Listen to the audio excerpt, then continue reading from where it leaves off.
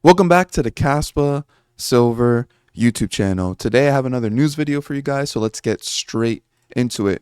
First off, Kaspa is currently sitting at 16.5 cents, up about 1.9% today. The current volume in the last 24 hours is $69.8 million. Our current market cap is sitting at 4.07 billion, and our ranking is put at number 22. The current supply of Kaspa is sitting at 24.56 billion, which is equivalent to about 85.59% mine. Our current hash rate is sitting at 862.58 petahashes, and our highest hash rate is 965.55 petahashes, and we could probably expect 1 exahash by next month. The current reward is 92 Kaspa per block. The next reward is 87 Kaspa per block, and the next reduction is happening in 6 days, and that will be on September 4th. Our active addresses have dropped quite a bit, and it's currently sitting at 408,093 addresses, and our max TPS to date is still 768 transactions per second. If we're looking at CPLEX over here, and we're looking at the supply not moved in the last 3 months, this is currently still sitting above 60%, but has been declining from this 65.84%.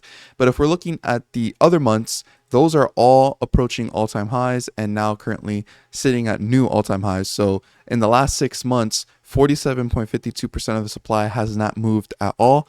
In the last year, over 23% has not moved in the last 1 year. And in the last 2 years, 6.13% has not moved of the supply. So let's go ahead and get into some topics. First off, Kaspa Currency had made this post of a quote from Paul Van Son, the chairman of the Kaspa Industrial Initiative. And they say here, thanks at Kaspa KII and Paul Van Son for joining Kaspa on this next epic in DLT history. And this was the quote from Paul Van Son saying, Kaspa is well positioned to become a pivotal cornerstone for industries like clean energy and related carbon emission reduction markets. And I've done a few videos talking about the Kaspa Industrial Initiative, and I'm really looking forward to what they are going to bring to the table. Over here, Kaspa announced that the community has continued to expand, and congratulating Discord for hitting over 50,000 members and Telegram hitting over 40,000 members.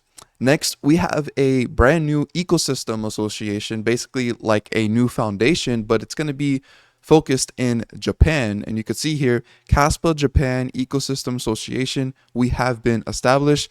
KJEA aims to popularize Kaspa in Japan and develop the ecosystem. We will carry out our activities in collaboration with the Kaspa community and partner companies. As a leader in block DAG technology, we aim to lay the foundation for the decentralized economy of the future. Please look forward to our future activities, and let's build the future of Kaspa together. Details will be announced in due course. Be sure to follow us and don't miss out. And if you go to their website, it's still currently says coming soon with more information, but this is just really great to see that Kaspa is getting adopted around the world, and this proves that Kaspa is not just a project that's focused in one area of the world. Kaspa is truly for all. Next, we have an announcement of SafePal. SafePal just recently integrated Kaspa Currency mainnet, and you can now pick up a SafePal and integrate Kaspa into it and hold your Kaspa on an offline cold storage device. Now, I recently purchased this product to hopefully do a review on it. I'm still waiting for the code to be reviewed because supposedly this device is supposed to be 100% open source, and it works with Bluetooth capabilities and using an app. It's similar to OneKey, but supposedly they did an implementation of Kaspa, and I want to see if it's a good implementation and it's not like OneKey where it has that one issue where when you're trying to send Kaspa, you're not able to confirm the address that you're sending it to. I wonder if SafePal was able to successfully implement Kaspa securely.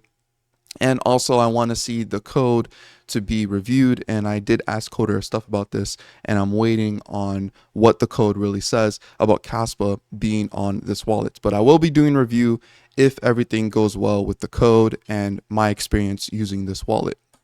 Next, we have GoldShell announcing another miner for Kaspa. And I personally believe that the pricing for these miners on GoldShell have just been completely horrible, and they have been overpriced.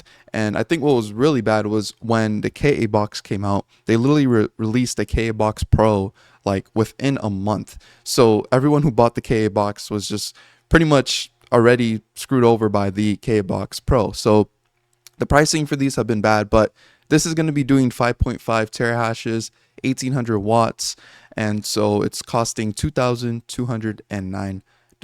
And Red Panda Miner here says price is bad, please lower like another $800. And yeah, the hash rate has been exploding too much for this to be costing over $2,000. Next, we have Kraken basically confirming that Kaspa is going to be coming to their exchange. It says, thanks for the context here. Regrettably, listings require significant time and resources for implementation within our infrastructure. However, rest assured that we have secured a spot for Kaspa and will add it to our platform as soon as possible. And when Kraken adds support for Kaspa, this will be huge for Kaspa, as this will be the first US exchange that will be more well known and also won't have horrible buy spreads and fees like Uphold. I believe Kraken should be an exchange that's more similar to things like Coinbase, Crypto.com, Binance, and all those other kinds of more common exchanges. So we are looking forward to Kaspa coming to Kraken very, very soon here. Here's some other news of what's happening on another exchange, Bybit. Bybit said that they're going to be releasing CAS USDC, which is always good to see that Kaspa is getting more pairs on other exchanges, so that this allows people to have multiple ways of getting Kaspa depending on what cryptocurrency they already have, especially the most popular stablecoins being USDT and USDC. So it's good to see Kaspa get both of these pairs on different exchanges. Next, and the last thing about exchanges here, Binance made this announcement saying, mark your calendars, join us for a Binance live session with Kaspa to explore the coin's potential and Binance mining pool. And this was on their main website that Binance announced to do a live. And you could see today, this live has over 82,000 views. And the day after the live, Kaspa Currency made this post saying a typical view count for a Binance live is around 5 to 7K views. The most recent live stream as of now has 75,000 views, and we literally just confirmed that now has 82,000 views. It says one of the highest viewed video ever watched on Binance Live. This just shows how much interest and support comes from the Kaspa community. If we look at this image here, you can see all these videos have about 6,000 views, 9,000 views. This one did pull in 57,000 views, but a lot of the other ones here are just sitting at about 8, 6, 7, 9,000, 14,000, 8,000, 9, 6,000. So a lot of these videos don't typically reach over the 10K mark. And so the fact that Kaspa is able to hit 82,000 views is pretty amazing and just shows that there's a lot of interest in Kaspa. Next, we have Kaspa announcing a update in development. The work to future-proof the mempool and make it ready for higher transaction volumes have been completed. In addition, wallets can now respond to dynamic and evolving fee markets with the new RBF and fee estimate APIs, empowering end user to control their transaction inclusion speed. A new release candidate will be created that includes these changes. If you are a wallet developer, please be aware of these changes and integrate them into your wallet. As this new release rolls out, the Rusty Kaspa crew will continue to make progress towards 10 blocks per second related work. And because of these updates, we are now seeing CPLEX being much closer to launching again on mainnet. You could see here by the CEO of CoinPal saying in the closed beta test of testnet 10, CPLEX is running at 500 ops per second, will be fully compatible with Kaspa mainnet. If you don't know what ops are, he goes into detail here saying op of KRC20 are deploy, mint, and transfer. Each op consists of 2 transactions, and the source of this is found in the CPLEX documentation. Next, we have another CPLEX KRC20 update. We have nearly finished all the work of CPLEX indexer and are waiting to do the stress test. With the release of RBF and dynamic fees, you can now experience KRC20 on testnet 10 via Kaspa bot, and Kasware wallet. Stay tuned for more information. So now CPLEX can fully do a test on 1 blocks per second on testnet 10 to start preparing for the launch of CPLEX, which a lot of people are expecting to happen next month. There are no promises made of that, but at the rate that we're going right now and everything pretty much being done with wallet infrastructure and all that kind of stuff, we could possibly see a launch next month for CPLEX again. So that is all I have for you guys. I just want to leave you with a few things here. My last video about taking profits, I want to thank you so much for the amount of people that tuned into that video. It's about to approach 8,000 views. I really thank you for that. Also, we hit over 12,100 subscribers. I also want to thank you guys for that. You guys' support has been amazing. A lot of people were asking me for the spreadsheet in this video, and if you're interested in getting the spreadsheet that I used, you can grab it in my private Discord by joining my Patreon.